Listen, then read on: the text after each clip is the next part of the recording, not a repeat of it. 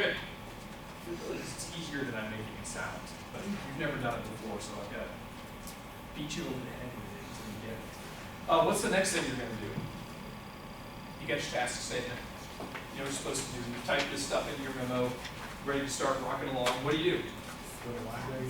Skim the facts. Yeah, we're going to, right? I'm revising what was in the handout. I'm saying don't go directly to the library. It makes more sense to me if you skim through the facts. Just see what's going on here. Not in detail. So the first thing we've got, what's the first thing we've got after the assignment memo? It's a demand letter. Hey, we were going to talk about demand letters tonight. Not going to get to it. And here's one right here. So you got a demand letter. See what they're asking for, what they're claiming happens.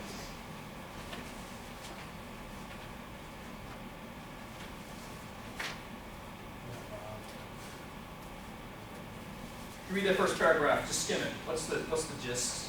What are they saying?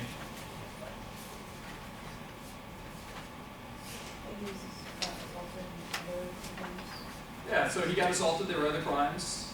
Based on what's in the assigning memo and what's here, you can pretty much put two and two together and figure out that the question is, did they violate some duty by booking him into a dangerous motel where other crimes occurred? Okay, we're skimming. On to the next thing. What's the next thing? Interview between whom? That's important. Donna Gore, the president of BDI, and the attorney.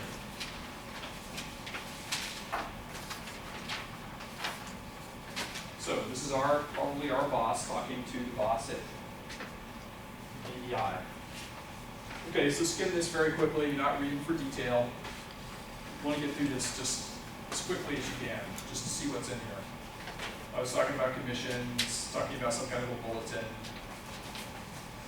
Okay, get the gist of it. What's the next thing?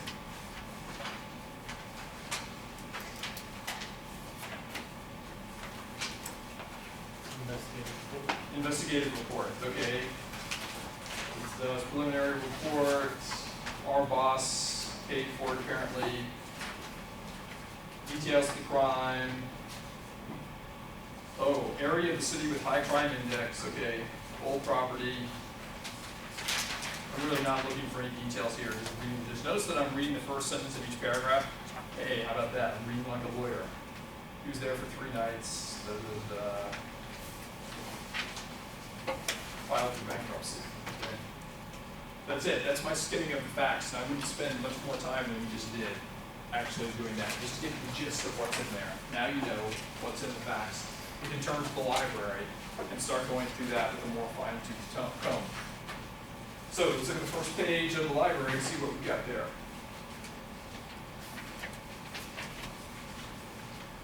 Stop. What do you have? What are you reading? It is a restatement. Did somebody say statute? Oh, I did. Good. Right? Pay attention to what you're reading so you don't have to go through it again. Right? You see restatement at the top. Circle restatement. Oh, this is not a statute, right? The restatement is not a statute. It's just a restatement. It's not mandatory authority. Persuasive authority. Okay, it talks about principal and agent. Oh, and then what's that thing after section 1? Comment. Okay, so this is not even a statute to begin with. It's just a restatement. It's never more than persuasive. And here we have the comments to help us interpret it. Those are also persuasive.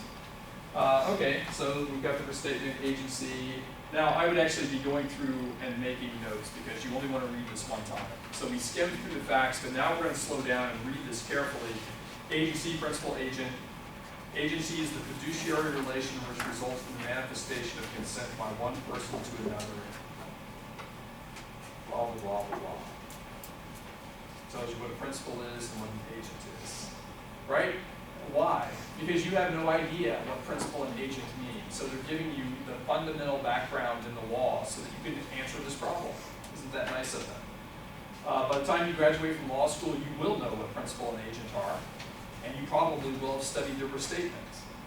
But the bar examiners don't have to use the actual restatement. If they want to change the law, they can make something up and put it in here. You have to apply the law that they give you. So even if you think you know, like I think I know principal and agent pretty well, I'm going to have to slow down and read this because this is the law that I'm going to apply. So you're highlighting, annotating, yes. Oh, sorry, another question.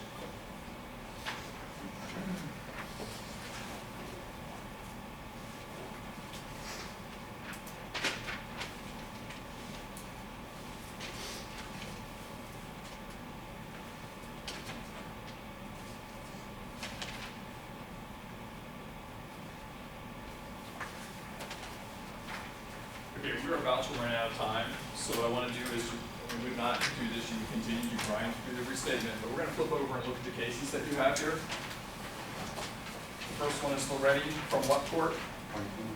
Franklin, what date? 93. Try to keep that in mind. Look at the second page of the case though, because this is exactly what I was talking about before. You see, there's it says in Wilson v. Trans Air, da da da, and it gives you this long descriptive paragraph about what happened in that case. And then after that, in, I don't know how to pronounce that, somebody versus Liberty Travel Inc., New York, 1991. So neither of these are Franklin cases, but you have them here as persuasive authorities that you can use in addition to Loretti. So it's like 3 cases instead of just 1 case. And you should pay attention to that because they're there for a reason.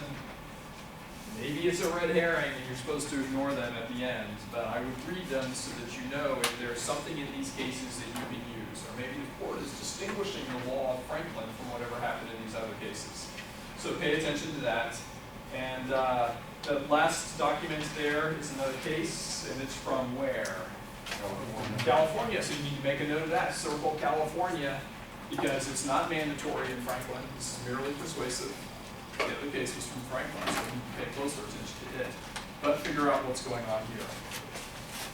This case also cites another case. I'm going to call it the Friendly Hills Travel Center. Okay, that's pretty much all the time we have for tonight. Here's what you're going to do this weekend, or sometime before next Thursday's class. You're going to work through this, starting again from the beginning. Pretend like we didn't do any of this, you kind of got a head start. You're going to set your clock for 75 minutes. Make sure you have an unbroken expanse of 75 minutes in a quiet place where the kids aren't bothering you, the phone's not going to ring, you're not distracted by the internet. And actually work this as though it were an exam. Type out your answer, print your answer, and bring it to class next Thursday. In the meantime, I'll put at least 2 more sample 75-minute MPTs up on the website so you can practice those too. You might want to hold off doing those until after we talk about the answer to this one so you can figure out what you did right and what you did wrong, and then try another one. But I'm not going to hold you to that. You can do them all this weekend if you want to. Because doing these is the best way to practice doing it under time pressure. The basic skills you already have because you've been doing it for a semester and a half. It's the time pressure that's now the added obstacle. Good? Practice makes perfect. So get out there and start practicing. If you have questions about this, shoot me an email. Otherwise, I'll see you on Tuesday.